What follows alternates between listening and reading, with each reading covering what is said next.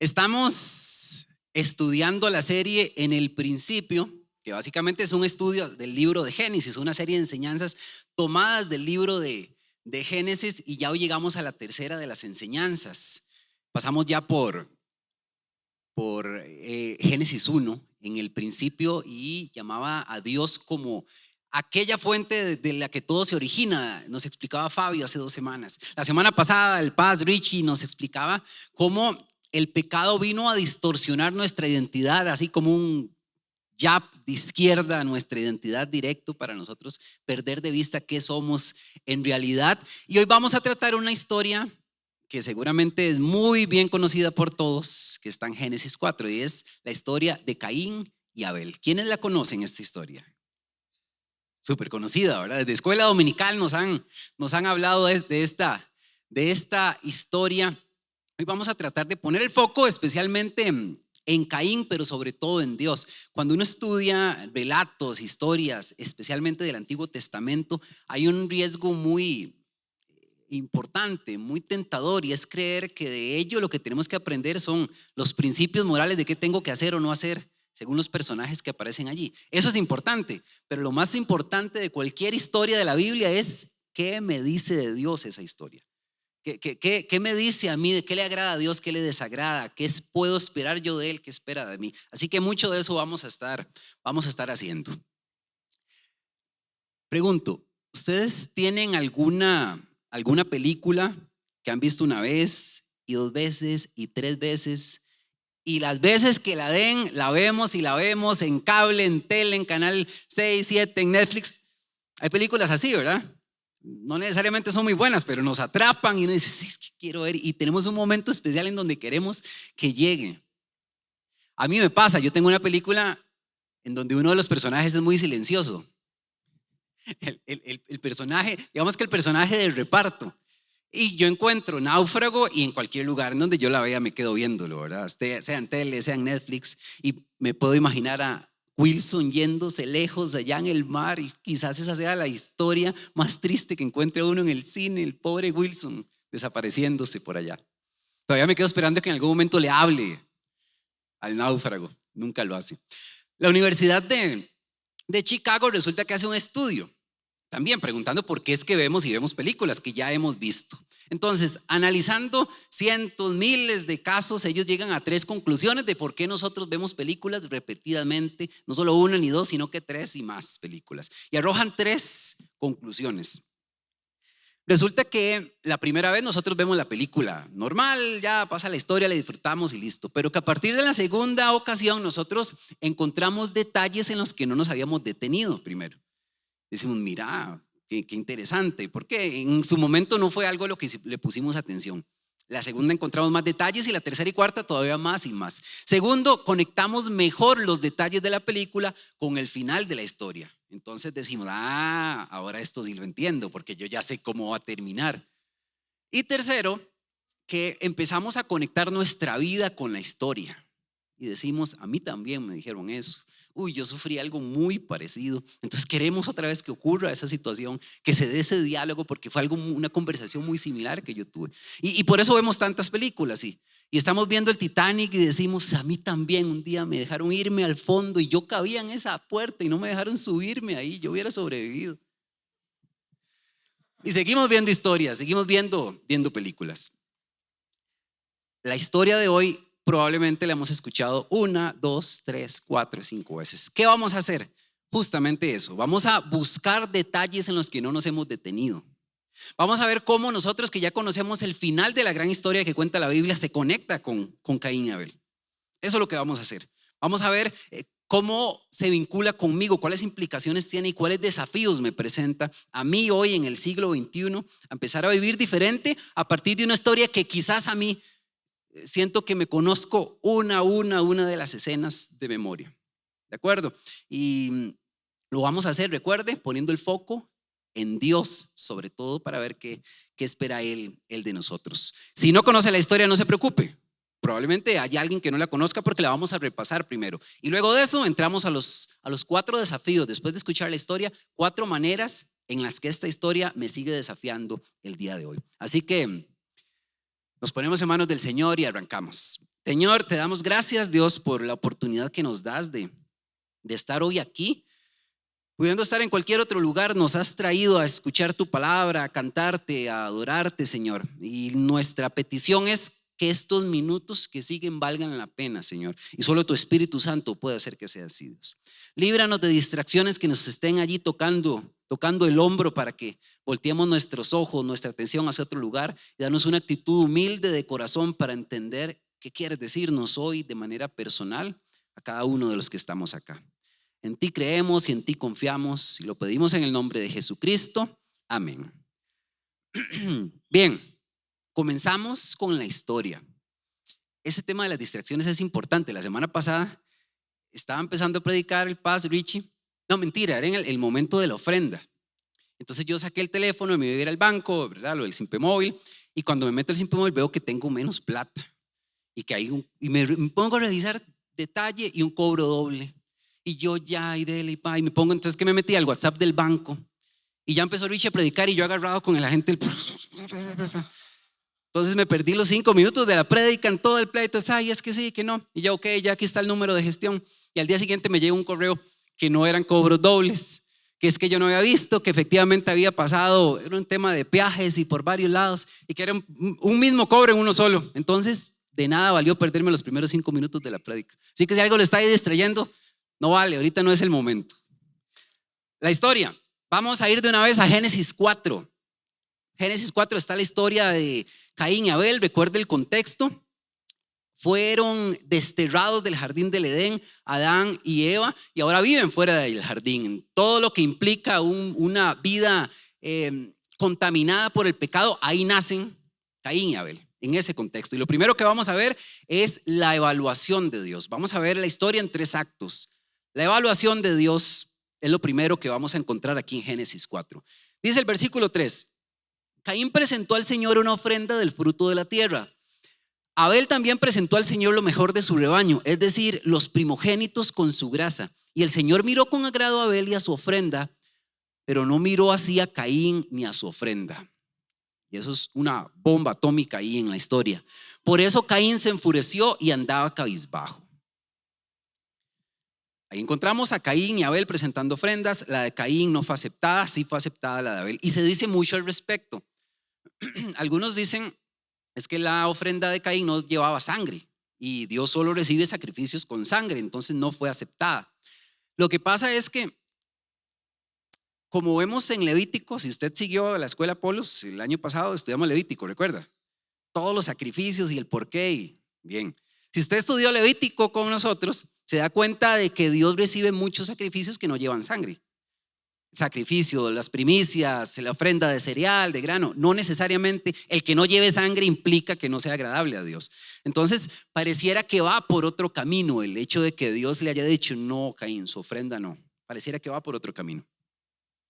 Hay un escritor buenísimo que se llama José Saramago, escribe espectacularmente y él escribe un libro que se llama Caín. Son 200 páginas que él le escribe a relatar su propia versión de la historia de Caín.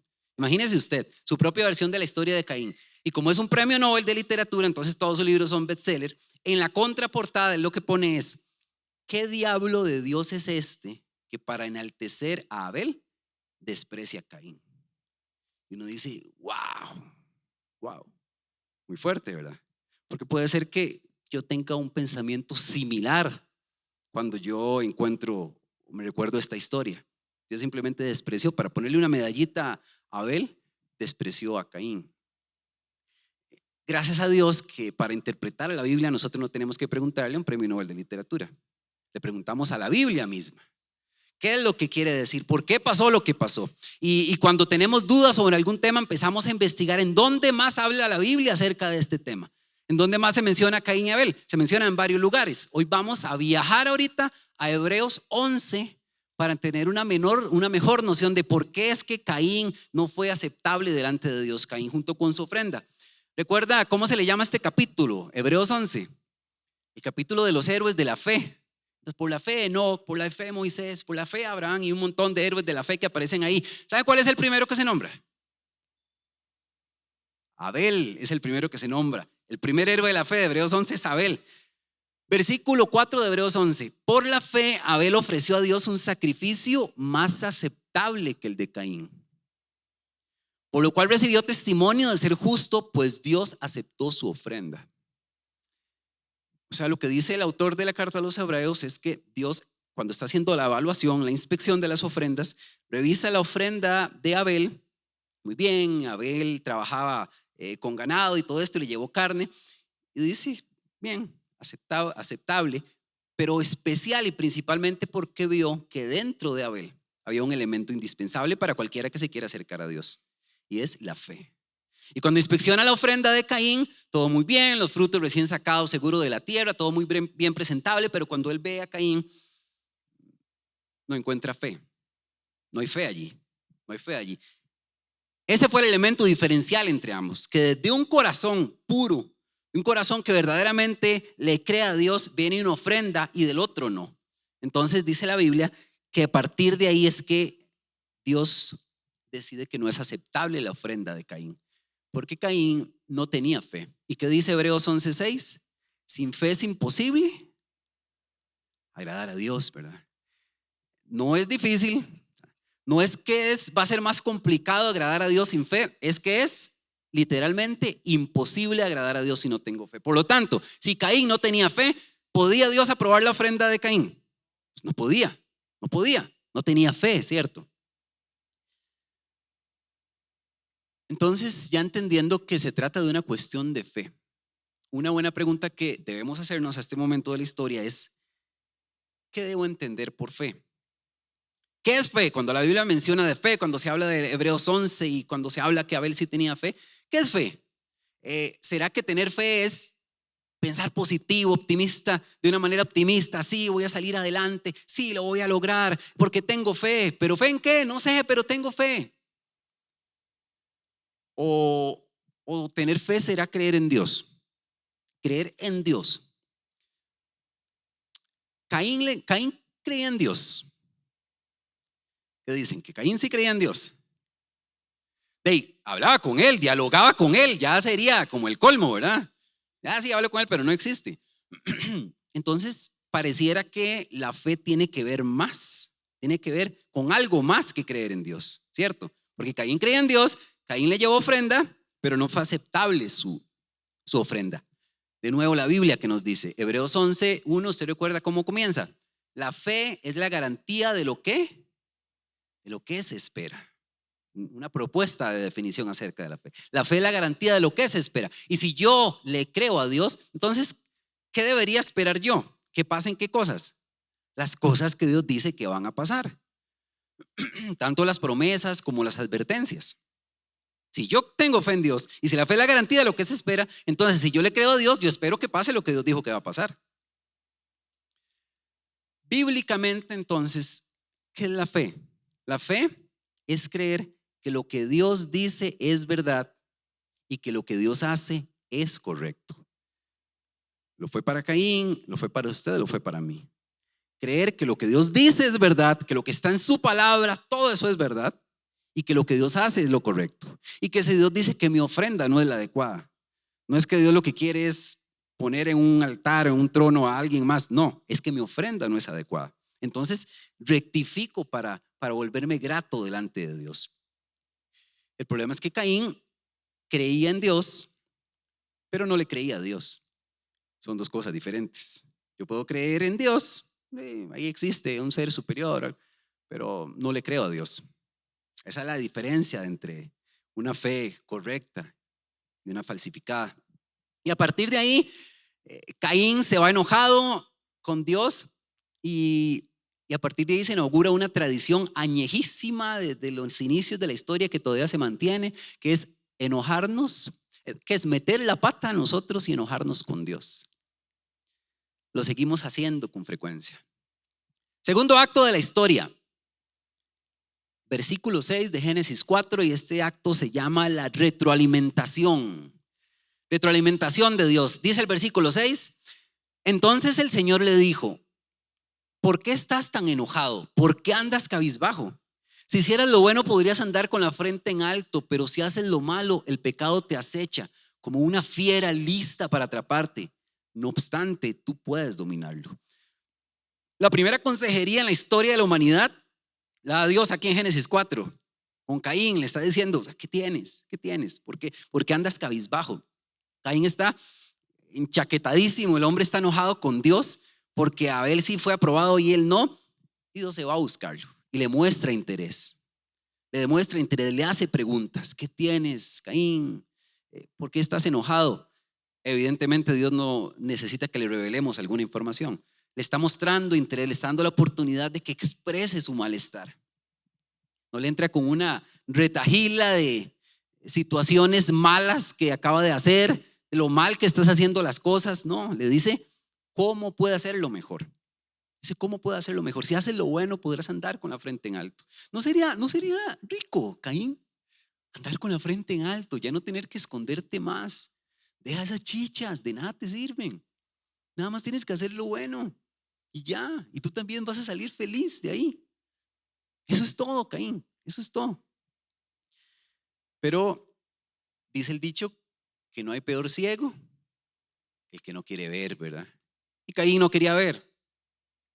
Caín no quería ver. Dios le está dando feedback, le está dando consecuencias de lo que puede pasar, consecuencias positivas. Vas a andar con la frente en alto. También le da consecuencias negativas. Le dice, pero si sigues así, el pecado seguirá. Y Caín, vas a ir de mal en peor, de mal en peor, de mal en peor. Y el día de mañana te vas a topar con un paredón, ¡puf! Y se te va a despedazar la vida, Caín. O se la vas a despedazar a alguien. Pero Caín no le creía a Dios. Caín decía, no, esto no es tan cierto. Esto no es tan cierto. Llegamos al tercer acto de la historia, que es la expulsión de Caín. Versículo 8. Caín habló con su hermano Abel. Vean, este versículo es dramáticamente corto y muy concreto. Parece que la Biblia no quiere darnos mayor detalle de cómo pasó, simplemente mostrarnos la indolencia de Caín. Caín habló con su hermano Abel mientras estaba en el campo. Caín atacó a su hermano y lo mató. No hay más detalles. A ese nivel llegó Caín, a ese nivel de ira, de odio, ese arrebato que sintió. Es impresionante, ¿verdad? Porque sin querer, sin afán de romantizar la historia, ni mucho menos, pero, o sea, era su hermano. Seguramente en esos mismos valles, el campo en donde andaban, de pequeños jugaban juntos, pasaban tiempo ahí con el ganado. Abel ya se veía inclinado a andar con vaquitas y con cosas de este tipo. Y Caín no, Caín tenía muy buena mano para el campo y todo lo que sembraba florecía. Y de alguna manera los hermanos menores de alguna forma admiran a sus hermanos mayores. Seguro Abel decía, qué carga, ¿verdad? Mi hermano mayor, qué bien que le sale. Y hasta los quieren imitar. Caín, cero, le valió cero. Caín habló con su hermano Abel mientras estaba en el campo, ¡puf! Acabó con él, ahí lo mató. Caín reacciona al consejo de Dios con el primer asesinato de la historia. La primera muerte en la historia no fue de causa natural ni de una enfermedad, fue un asesinato por alguien que no fue capaz de reaccionar ante la palabra de Dios. Y Dios sigue tratando a Caín. Versículo 9. El Señor le preguntó a Caín, ¿dónde está tu hermano Abel? Recuerde que Dios no necesita que nosotros le demos las coordenadas de nadie. Dios sabe en dónde está. Dios sabía evidentemente lo que ocurría. No lo sé, respondió Caín. ¿Acaso soy yo el que debe cuidar a mi hermano? Qué nivel de insolencia, ¿verdad? Como para botarle los dientes. La respuesta de Caín, ¿qué encontramos ahí? ¿Encontramos mentira? ¿Cómo le voy a decir a Dios? No sé, no lo sé. Encontramos insensibilidad, que se cuide solo. Ese, mi hermanillo, el menor, allá el que se cuide solo. Encontramos reproche hacia Dios. Dios, usted no se le olvidó, no ha visto mi tarjeta. Yo no soy guardaespaldas de nadie. Yo soy agricultor. Él ve a ver qué anda haciendo. O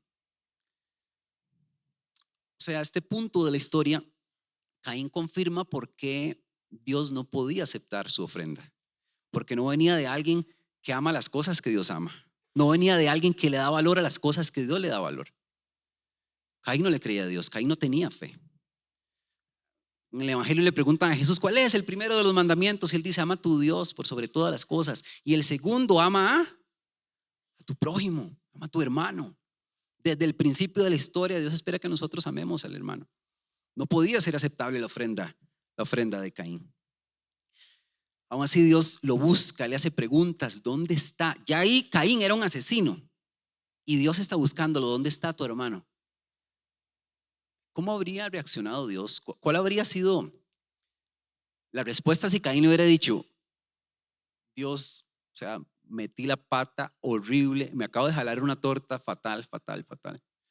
Perdóname, Dios, lo hice, no sé por qué hice esto, perdóname, voy a enfrentar las consecuencias que sean, pero perdóname. ¿Ustedes creen que lo hubiera perdonado Dios? Sí. David en algún momento vivió algo similar, recuerdan, con un asesinato también de por medio. Llega Dios y lo confronta también, y la respuesta de David sí fue: perdóname, Señor.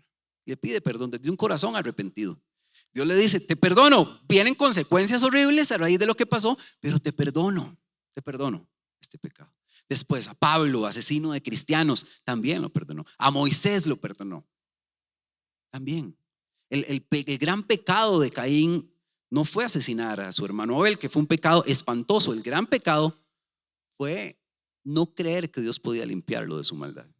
Ese fue el gran pecado que cometió Caín, y acabó desterrado de la presencia de Dios y con una maldición horrible en su espalda. Versículo 10. ¿Qué has hecho?, exclamó el Señor. Desde la tierra la sangre de tu hermano reclama justicia. Por eso ahora quedarás bajo la maldición de la tierra, y ya la tierra no le da fruto a Caín, y en el mundo serás un fugitivo errante. Esa fue la maldición que cayó encima de Caín. Le dejo de tarea que lea todo Génesis 4 para que encuentre aún más detalles de esta historia que es fascinante, es muy cruda, pero es fascinante. La sangre de tu hermano reclama justicia, dice. Es muy interesante. La sangre de Abel grita, lo mismo dice el resto de la Biblia. Ahora, ¿cómo me desafía esta historia? Ya repasándola, ya recordando de qué trataba la historia de Caín y Abel, ¿qué me dice hoy a mí? ¿Qué me dice de Dios? ¿Qué me dice de mí? De la forma en que enfrento mis decisiones en el día a día. Eso es lo que vamos a ver a partir de este momento. El primer desafío de la historia de Caín y Abel para mi vida tiene que ver con mis relaciones. Tiene que ver con la forma en que yo manejo mis relaciones. La condena no llega a Caín cuando él ofrece una ofrenda defectuosa. La condena no llega cuando Caín se enoja en un puro berrinche delante de Dios. La condena a Caín llega cuando él no es capaz de sentir dolor por lo que acaba de hacer por su hermano, de sentir compasión por lo que acaba de hacer con su hermano de su propia sangre. Vean, hay ocasiones en que Dios preferiría que no estuviésemos acá en el culto. ¿Cuándo? Cuando yo tengo relaciones quebradas, en guerra, que yo no he dado el primer paso para buscar la paz entre ellas. Dios lo que dice es: vaya, pida perdón, vaya, o perdone, y después viene y me adora y me canta y me ora. Y estamos hablando de que guerra no solamente es cuando hay ataques directos, no, también está esa guerra fría en donde lo que hay es distancia nada más, pero sabemos que no quiero tener nada con él. Eso también es una guerra. Vea lo que dice Mateo 5, desde el versículo 23, es Jesús en el Sermón del Monte. Si estás presentando tu ofrenda en el altar y allí recuerdas que tu hermano tiene algo contra ti, deja tu ofrenda delante del altar, ve primero y reconcíliate con tu hermano, luego vuelve y presenta tu ofrenda. Vaya, pida perdón, vaya, a que lo perdonen, y entonces venga, salga de ese pendiente antes. El principio que me enseña la historia de Caín y Abel es que yo no puedo estar en paz con Dios y en guerra con mi hermano. No se puede. Eso es incongruente con el modelo bíblico.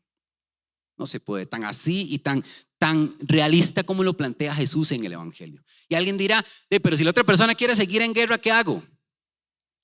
¿Qué decían los abuelos? Para pelear se necesitan dos. allá el otro si quiere perdonar o si no, allá el otro con sus consecuencias. A mí Dios lo que me dice es: vaya usted, dé el primer paso usted, y por eso es lo que yo tendré que dar cuentas nada más. No hablamos de reconstrucción de relaciones, no estamos hablando de que vamos a salir de un estado de guerra en el que estamos. Ya no me debes, ya no te debo. De eso se trata. ¿Cómo me desafía la historia de Caín y Abel hoy, en el siglo XXI? Hoy, ¿cómo me desafía? Esta historia debería desafiar también mis motivaciones, el por qué yo hago las cosas que hago. La ofrenda de Caín fue verduras que le llevaba a Dios. Esa fue su ofrenda. La ofrenda de Abel fue carne que le llevaba a Dios. ¿Cuál puede ser mi ofrenda? Mi tiempo de servicio, mis dones, mis recursos económicos, la forma en que trabajo, que se la dedico a Dios. Esa es mi ofrenda. Todo lo que yo haga para honrar a Dios, esa es mi ofrenda. La pregunta es si lo que yo le estoy ofreciendo a Dios es aceptable o no para Dios. Y eso se responde preguntando: ¿qué me motiva? ¿Por qué hago lo que hago? ¿Qué me motiva? Porque no importa lo bonito que yo cante, no importa lo bonito que yo predique, no importa lo mucho que doy o lo poco que doy, si todo esto no viene de un corazón que le cree a Dios, que lo cree digno por lo que Él es, por lo que Él hizo por mi vida, lo que Dios me va a decir es: gracias, pero no gracias. No estoy interesado.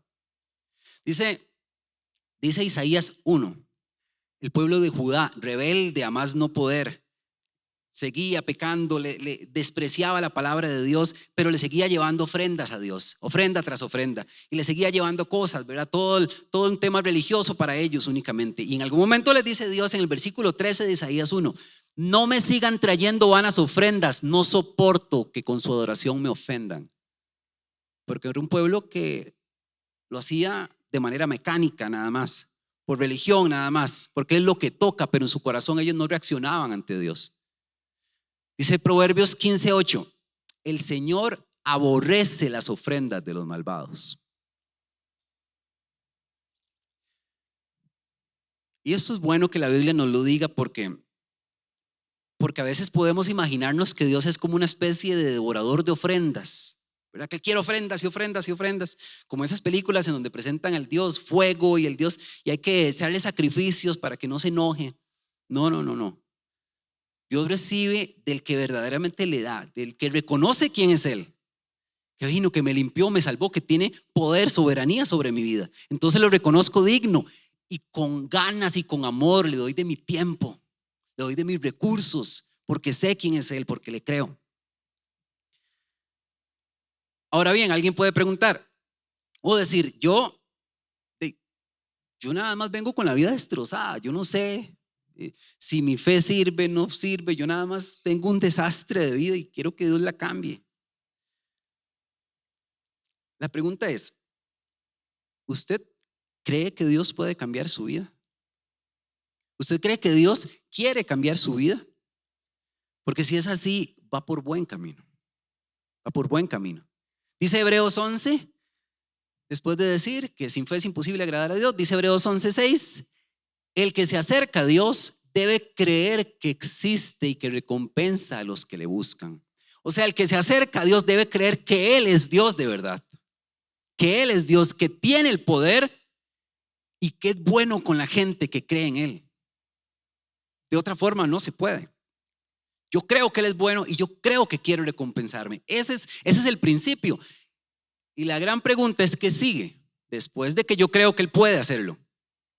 Y lo que sigue es la palabra clave de la enseñanza de Caín y Abel para nosotros. La palabra clave de toda esta historia es cambio. Cambio. Esa es la palabra clave de la historia de Caín y Abel. Dios le habló a Caín 2, 3 veces: Caín, hay que cambiar. Caín, por donde vas no es. Caín, vas directo a un precipicio. Caín, tienes que cambiar de dirección. Caín no reaccionó. No era información, no eran sugerencias. Caín, te vas a estrellar de frente. Y Caín no cambió. Y Dios sigue hablándonos hoy. Dios le habló a Caín de manera directa. Dios sigue hablándonos hoy, principalmente por la palabra del Señor. Cada vez que exploramos la Biblia es Dios diciéndonos qué debemos cambiar, es Dios diciéndonos qué decisiones tenemos que tomar, hacia dónde debemos girar, por sobre todas las cosas. Pero también Dios nos habla a través de una prédica, a través de un consejo de un hermano. Dios nos habla a través de circunstancias de vida. Es posible que hoy podamos estar acá con una circunstancia de vida que sea Dios diciéndonos: hay que cambiar de dirección. Por ahí no es. Hay un paredón allá, muy cerca, y no, si no cambias de dirección ya, pronto vas a quedar ahí, de frente, con un daño tal vez irreversible. La pregunta es si le estoy escuchando a Dios en las cosas que me pasan en el día a día, en las decisiones en las que debo tomar, los desafíos en los que me enfrento, si soy capaz de ser sensible a lo que Dios me está diciendo. Y cuando yo escucho a Dios, solo hay dos posibles respuestas, solo hay dos posibles reacciones. La primera es la de Caín. Es lo que técnicamente conocemos como hacerse el ruso. Sí, Dios, sí, más adelante. Sí, que Dios, así, ¿verdad? Sin ningún cambio, sin ninguna decisión, siguiendo sobre el mismo sendero. Y la número dos es cambiar. El Nuevo Testamento le llama esto metanoia, que es arrepentimiento, que básicamente quiere decir: voy caminando hacia acá y ahora camino hacia aquí, porque me encontré con Dios, porque sé quién es Él, porque sé que yo era el que estaba mal y que tengo que tomar decisiones que son para mi bien y para honra de Dios. Y entonces empiezo a organizar mi vida de tal manera que le agrade a Dios. ¿Cómo me sigue desafiando la historia de Caín y Abel hoy? La historia de Caín y Abel desafía también mis áreas débiles, mis debilidades. Todos somos vulnerables. Todos tenemos áreas en las que luchamos más que otros. Le dice Dios a Caín en el versículo 7: si hicieras lo bueno, Caín, podrías andar con la frente en alto, pero si haces lo malo, el pecado te acecha como una fiera lista para atraparte. La imagen es: imagínese usted un peleador de boxeo que le acaban de golpear en el ojo y le abrieron una parte de la ceja. ¿Por dónde cree que le sigue pegando el otro boxeador? Por la ceja, ¿verdad? Por el ojo que está lastimado. Dice: por aquí le doy y ya pronto lo boto, porque por ahí es donde le está doliendo. Por el mismo lugar y el mismo lugar. Cuando yo tengo áreas en las que soy vulnerable, sexualidad, carácter, vicios, malos hábitos, y yo no hago nada para protegerme, yo no tomo medidas, yo no cambio el número, yo no me voy por otro lado, ¿qué cree que hace el pecado? Y es por ahí, y sigue dando y sigue golpeando, porque ya pronto cae, ya lo tengo sangrando, ya por ahí cae. Y empiezan a pasar cosas que justamente van en esa línea. Y de repente no es que el hombre de un momento a otro se empezó a parecer a Brad Pitt y es guapísimo en la oficina y todo el mundo le da pelota. No, es que ya el pecado sabe que él reaccionó a una mirada indebida. Y entonces luego viene una sonrisa, y luego viene un mensaje que no debió haber respondido, y luego viene un acercamiento indebido. Y lo que no nos cuenta el pecado es cómo termina. Termina con una familia destruida, porque empezó con unas cejitas sangrando nada más, pero yo no tomé medidas. Y primero son chistes rojos, y después una foto, y después videos, y después acaba con una sexualidad completamente deformada para siempre. Y así, miles y miles de ejemplos en donde el pecado dice: ahí es débil y no está tomando medidas, ataquen por ahí. Si haces lo malo, le dice Dios a Caín, si haces lo malo, el pecado sigue. Es una fiera, es como un tigre. No va a perder oportunidad. Pero cuando yo no le creo a Dios, ¿qué es lo que pasa? Que yo digo: no, yo esto lo controlo. En cualquier momento yo cambio, en cualquier momento lo dejo. No se me va a salir de control. No podemos sin la ayuda de Dios. No podemos sin tomar medidas, sin blindarnos. No podemos, no lo vamos a lograr. Ahora, la realidad es que yo puedo tomar muchas medidas y voy a caer también en algún momento. Eso puede pasar, ¿verdad? Que tomando medidas que verdaderamente queriendo cuidarme, de repente yo me encuentro en una derrota, un fracaso estrepitoso. La historia de Caín y Abel también desafía esos momentos en los que yo me cuidé, pero ¡puf!, otra vez volví a caer. Me debería hacer ver diferente estos momentos, la forma en que enfrento mis derrotas. Caín lleva una ofrenda defectuosa delante de Dios. ¿Qué hace Dios? Dios lo va a buscar. Caín se enoja con Dios, Dios lo va a buscar. Caín asesina a Abel, Dios lo va a buscar. Hasta ese momento Caín tenía el récord Guinness de pecados en la historia de la humanidad y Dios lo va a buscar y a buscar. Porque eso es lo que hace Dios. Dios es un buscador de pecadores por excelencia. Dios busca pecadores para sanarlos. En el Evangelio dice Jesús: ya me voy de aquí, tengo que irme a Galilea, pero voy a pasar por Samaria. ¿Qué debe hacer a Samaria si ahí no nos quieren? Tengo que ir ahí porque hay una muchacha que lo ha venido haciendo muy mal y ocupa encontrarse conmigo para que yo lo diga cómo empezar a hacerlo bien a partir de ahora. Dios es un buscador de personas que fracasan, de personas que sufrimos derrotas estrepitosas. ¿Cuál es el gran problema? Que a veces pensamos que desde el momento en que nos hicimos cristianos ya no tenemos necesidad de que Dios nos siga buscando. Ya no, ahora es con otros, ya no es conmigo. Y eso es falso, porque todos los que estamos aquí en este auditorio luchamos con pecados que nos duelen y nos golpean, siempre. Entonces, ¿por qué fingir perfección? Yo ya soy cristiano, yo ya no tengo luchas, yo no me enojo, ya no grito, nunca veo donde no debo ver, mis hijos no tienen ningún problema, son pancitos de Dios, todo bien con mi familia. Y de repente, si estamos entre cristianos, a veces se complica aún más, ¿verdad? Casi que sentimos que tenemos que tener el uniforme del arcángel Gabriel encima de nosotros. Es un error, porque la iglesia es un hospital donde nosotros venimos a recibir tratamiento con el médico de médicos. Y muchas veces, como parte del tratamiento, Dios utiliza personas que nos aconsejan, que nos abrazan, personas que nos consuelan. ¿Cómo van a venir a consolarme si yo no soy capaz de mostrar mis heridas, por dónde estoy sangrando?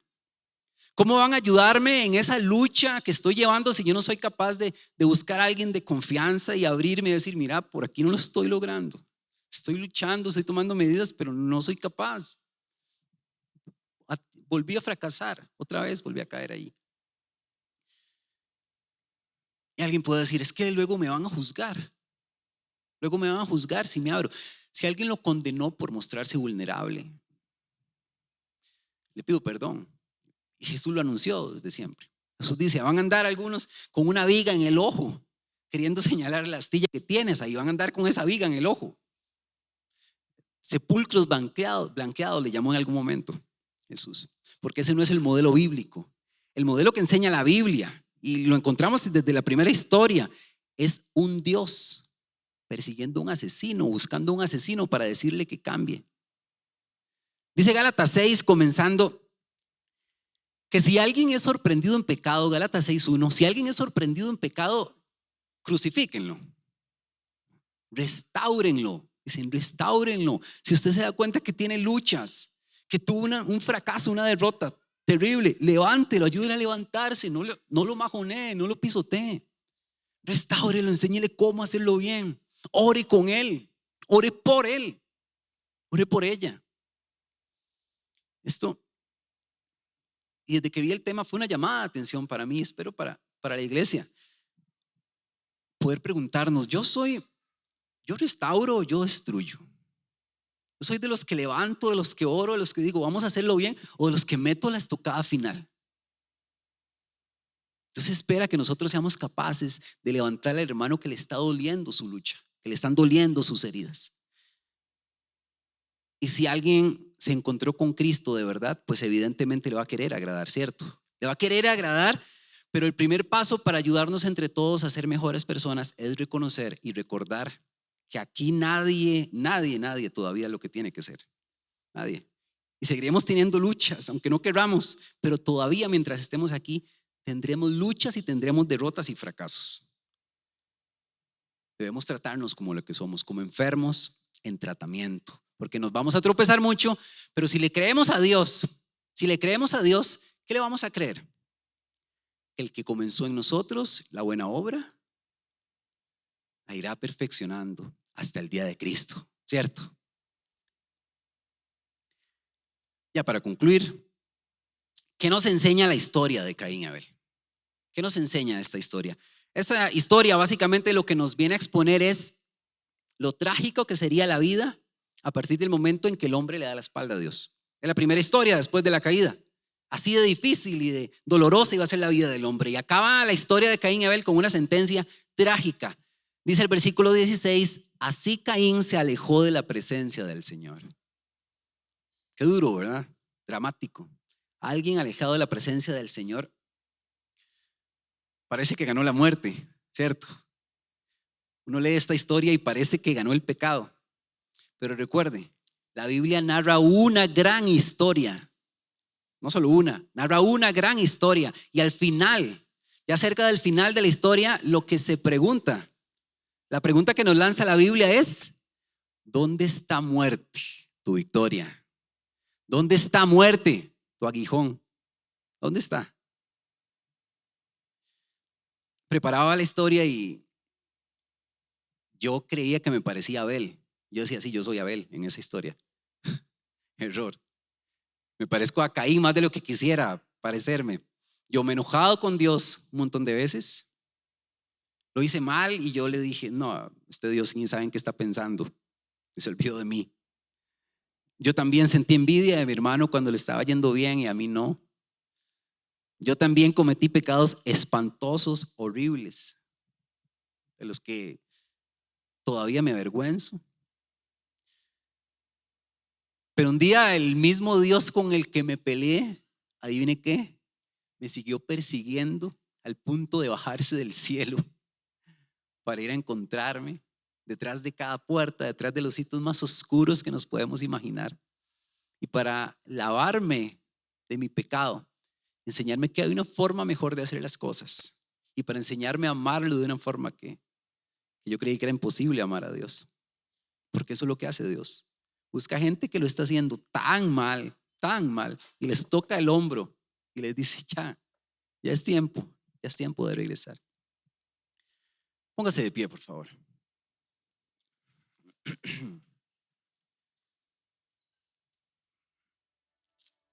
Dice la historia ahí en Génesis 4 que la sangre de Abel grita y que grita pidiendo justicia. Eso es lo que grita la sangre de Abel, justicia. Pero dice Hebreos 12 que la sangre de Jesús grita con más fuerza. ¿Sabe qué grita la sangre de Jesús? Grita, te amo, te perdono y te estoy buscando. He abierto puerta tras puerta porque te estoy buscando. No importa a dónde tenga que entrar, no importa cuánto me tenga que ensuciar, te estoy buscando. No importa lo mal que lo hayas hecho, no importa esa derrota tan estrepitosa, no me importa. Te estoy buscando y yo quiero encontrarte. Te amo y te estoy buscando. Ya es hora de dejarte encontrar. Ya es hora de volver a casa. Ya es hora de volver a mí. Así que lo que le pido es que le dediquemos esta alabanza a Dios y que hagamos nuestra esta petición, pidiéndole a Dios, Señor, encuéntrame de nuevo, encuéntrame otra vez. No puedo más si tú no estás. Ven y encuéntrame otra vez. Pues todo en mí te anhela a ti. Ven y encuéntrame otra vez.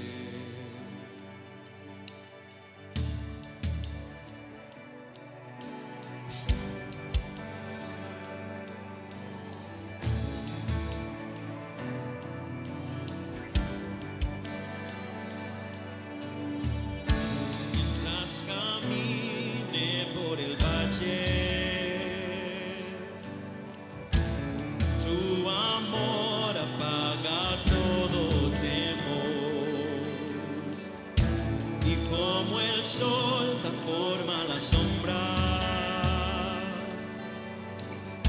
tu gloria brilla en mi debilidad.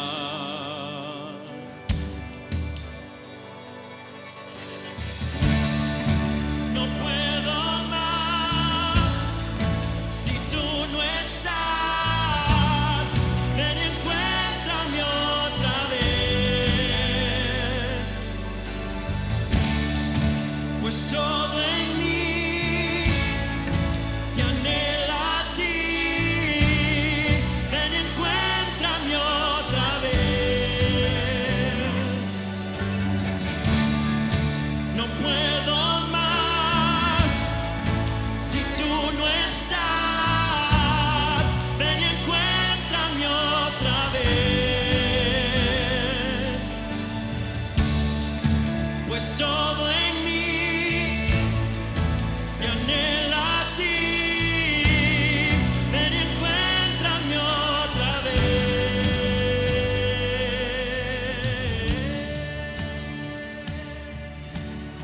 Señor, ¿qué crees, Señor? Me volví a perder, Señor. Seguramente me extravié y no me he dado cuenta, Señor. Búscame otra vez, Señor. Búscame de nuevo, Señor. Ya no quiero andar deambulando, Señor, perdido, extraviado. Búscame, Señor. Gracias, Señor, porque no te cansas, Dios, de hablarme, no te cansas de señalarme el camino por el que debo seguir, Dios. A pesar de que mi inclinación natural es a darte la espalda, Señor. Mi tendencia natural es a olvidarme de tu consejo, Señor. A pesar de que muchas veces no creo tanto lo que me dices, Señor. A pesar de que dudo de que puedas sacarme de donde estoy, Señor. Aún así tú vas detrás de mí, Dios, rompiendo cadenas, Dios, sacándome del fango, Señor. Eso es lo que haces, Señor. Eso es lo que haces, Dios. Buscas gente que lo ha hecho de una manera terrible, Señor, para enseñarle por dónde debe caminar, Señor. No te canses de hacerlo conmigo, Señor. No te canses de hacerlo conmigo. Sigue buscándome, Dios. Sigue buscándome. Gracias por no descartarme todas las veces en que me he equivocado, Señor. Gracias porque no soy desechable para ti, Señor. Porque entre millones y millones y millones de personas del mundo me sigues hablando, me sigues llamando, me sigues buscando, Señor. Gracias porque cuando vuelvo a ver hacia atrás, tengo que reconocer que no te olvidaste de la oveja número 100, de la que quedó allí perdida y extraviada, Dios. Gracias porque cuando veo hacia atrás tengo que reconocer que no me abandonaste, Señor. Que ni por un momento me abandonaste. Gracias, mi Dios y Rey eterno, Señor y soberano.